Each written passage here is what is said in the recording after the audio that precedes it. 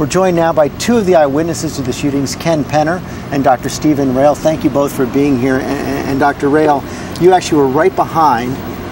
You were in line getting ready to see the congresswoman when you looked up. There was actually no line. It was so informal. There was a very sort of loose, informal crowd, maybe 25 people.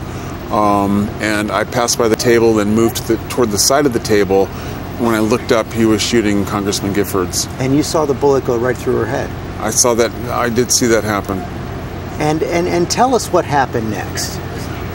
He didn't stop shooting. He just continued shooting rapidly, and it was close quarters, so people had nowhere to really get away from. And you just hit the ground.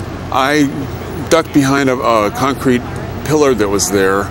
As he continued shooting and moving around that, I went to the ground and pretended to be shot so I wouldn't be a target. And then when you looked up, two others had wrestled him to the ground, and you moved over towards them and held his feet?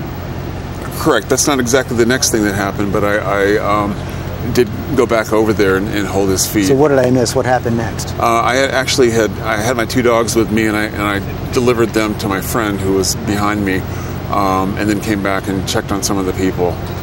And then subsequently I helped hold him down because there was only a couple people holding him down. What was he saying? What was he doing as he held him down? You know, George, he didn't really say anything, except maybe like, "Ow, you're hurting my arm," kind of thing. He was definitely tense and struggling. Tense and struggling, but not saying all that much. Did he seem agitated?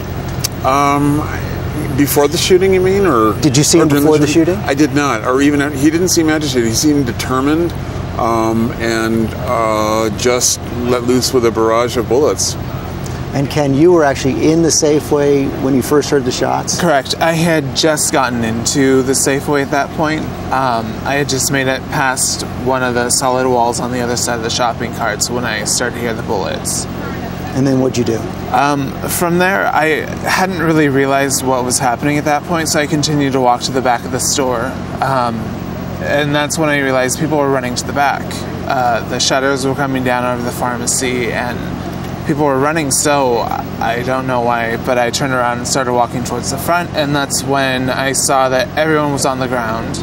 There were bullet holes through the glass, there was blood on the floor. They were bringing people in that had been shot just to kind of get them out of the way. They were running to the back, grabbing the butcher's robes to bring and put over the people that were laying on the ground. Mm-hmm. And Dr. Rayle, you said there were several wounded. I know you went and helped take a look at some of the wounded. Correct, I did. And I looked at Congressman Giffords. She was conscious. She was. I don't think she was saying anything. No, I don't think so. Whenever her staffers had a coat held to her face, and I could see that there was I didn't see the bullet exit wound, but I saw the entrance wound on their forehead. And you said it took some time for the emergency medical teams to arrive.